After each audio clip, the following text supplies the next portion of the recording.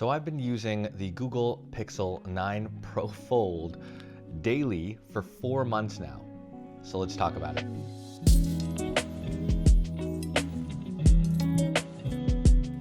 My name is Desmond, welcome back to the channel. I make content about tech and travel gear. Now about 4 months ago, on release day, I drove over to the Google campus to pick up my very own Pixel 9 Pro Fold. I've been using this phone every day to run my online business, to run this YouTube channel, and there are definitely some pros and cons that I'd love to talk about in this long-term review. So first of all, if you didn't watch my initial impressions video, I bought this phone full price at launch day, and the primary purpose of this was to use as a productivity phone. So I also have an Apple iPhone 16 Pro Max that I use for personal use, and I wanted something separate so that I could handle emails, read contracts, manage content, manage my calendar, do all the things that I need to run my YouTube channel and my online business. And that's where the Pixel 9 Pro Fold came in. I love the concept of a foldable phone. I think that almost all things online are better with a bigger screen. So I wanted to kind of jump into the foldable game, especially since they had just released this new phone and it was packed with most of the features and functionality that I wanted. And at the time, it was one of the latest foldables on the market. So fast forward 4 months, what do I like about it? What do I not? First of all, form factor, I actually still really enjoy this. Even after daily use and carrying around 2 phones, I think that the 9 Pro Fold does a fantastic job of combining both single hand form factor and unfolded kind of full screen form factor. This is a lot more narrow than my iPhone, for example, but I think it's still large enough for single-handed use. It's still good enough for kind of checking emails. It's not great for viewing videos, but overall single-hand use is nice. And also what you'll notice is I don't use a case on this. I thought the phone was already a bit chunky folded. I didn't want to add any more weight or size to it. And it holds up really well. I haven't dropped it or anything like that, but just regular use, I think the construction has been great. Folding and unfolding every single day still has that satisfying kind of slap when I close it and open it. And all the buttons still look and feel great. The hinge still works really nicely. It's only been 4 months though, but overall it feels brand new. Now, of course, what I like most about it is the full unfolded screen mode. This has been fantastic for everything from emails to YouTube to browsing the internet. It's a lot of screen real estate and it's really useful, especially as someone who has to review brand contracts, or I'm reading emails and looking at contracts at the same time. I'm trying to multitask, have multiple screens open. I'm writing a script or watching a YouTube video. Having more screen has been great. And I think anyone who does a lot of consumption of content on their phone is going to agree that the bigger the screen, the better the viewing experience. And of course, with the foldable, you're getting a lot of that. Now, over the 4 months though, what I did mention is the crease.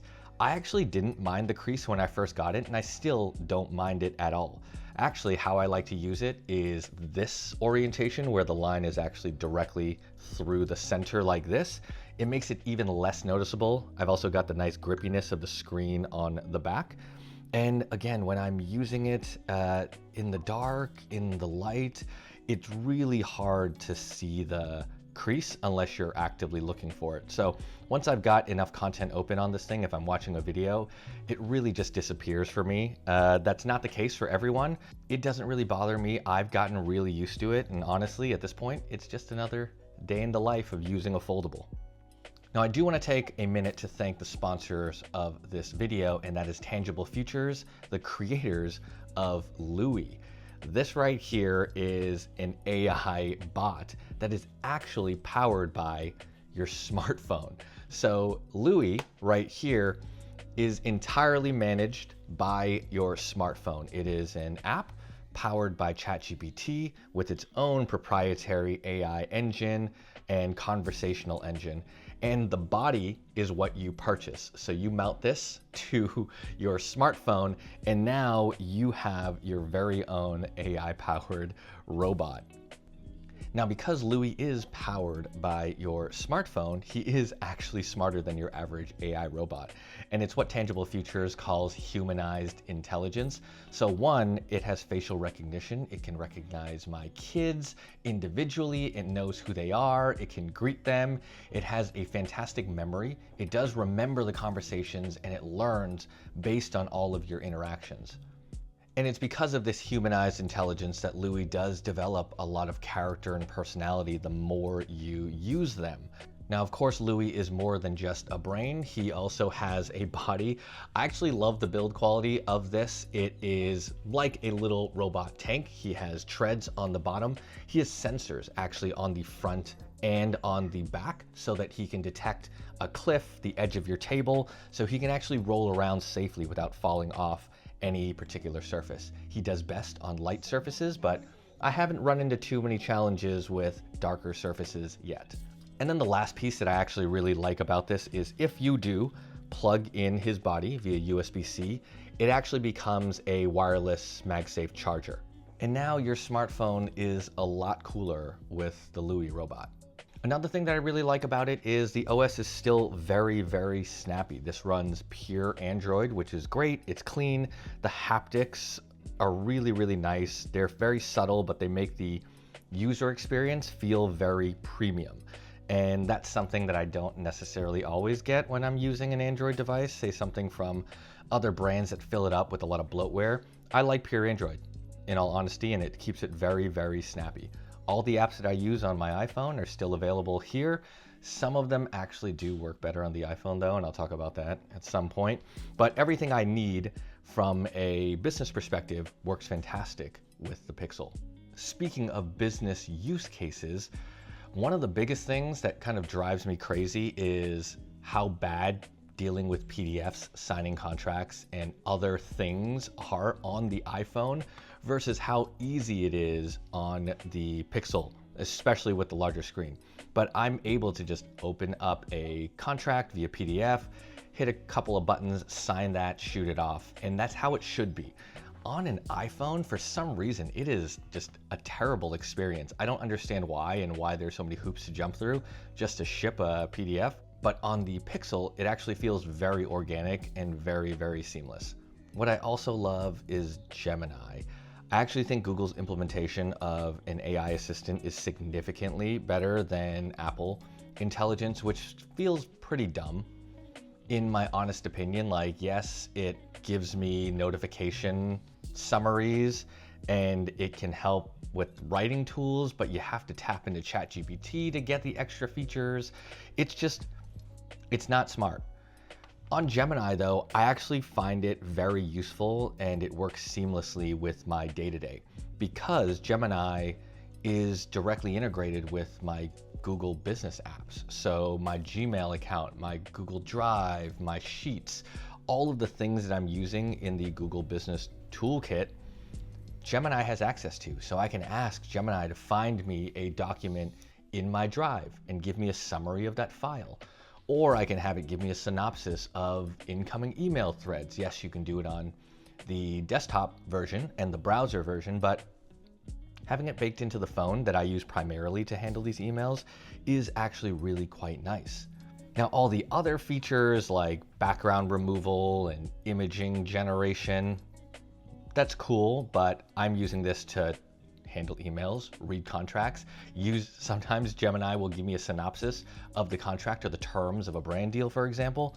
That's useful. It's seamless, and that's how AI should work. It should feel like all the things happening in the background aren't happening at all. And it's because of that I think Gemini is far superior to Apple Intelligence at the moment, and it's why I'm able to use it every day without driving myself nuts. It is a very seamless integration of AI into my normal daily workflow.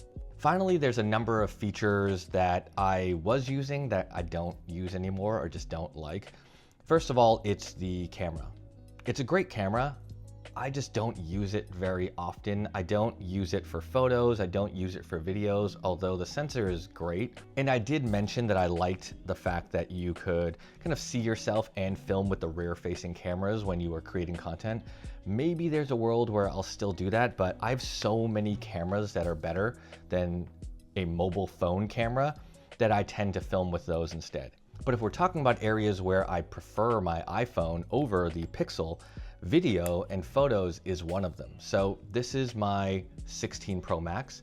I've actually got a variable ND filter on here, and I use the Blackmagic app so that I can film in ProRes, I can film in a log profile, I can color grade, and the image quality coming out of this is actually great. And it's because of features and accessories like this that are more accessible to iPhone users. Like a variable ND filter is fantastic, especially once you learn how to handle the manual controls of your iPhone. You can get really, really high quality video out of this. And with a variable ND filter, that's going to improve that even more. The other thing that I really like about this is, I think, doom scrolling on Instagram or TikTok. This is, of course, a normal landscape orientation. And so when you're using apps like Instagram or TikTok, they are optimized for the screen size, they are optimized for this experience, and the media that is played and provided to you is in the right aspect ratio. On this, not so much. I don't love like how narrow this is if I'm using it as the primary screen. Like if I'm on TikTok or Instagram, this is a smaller screen. Why would I do that? When it's open, it changes the orientation, it changes the dimensions of the content that is fed to you via Instagram. So images are a little bit wider, or they're cropped in the thumbnails. So you're not getting that full optimized kind of like landscape experience that you would get on a normal phone like an iPhone. The other thing that's hard to get over, and I get it, like blue versus green bubbles, yeah, iMessage is better. I prefer using iMessage with anyone that I talk to in my normal life. Most people I know have an iPhone, and whether you believe it's a monopoly or not, it is a better experience to message people. But on the Pixel, when I'm messaging, it's very rare. I'm usually texting like business partners, or if I'm in WhatsApp, I'm messaging with brands or my own brand manager. That's really it. Like, I don't use this as a communication device other than email and WhatsApp and like the occasional text to, you know, business partners. Everything else though happens here on the iPhone.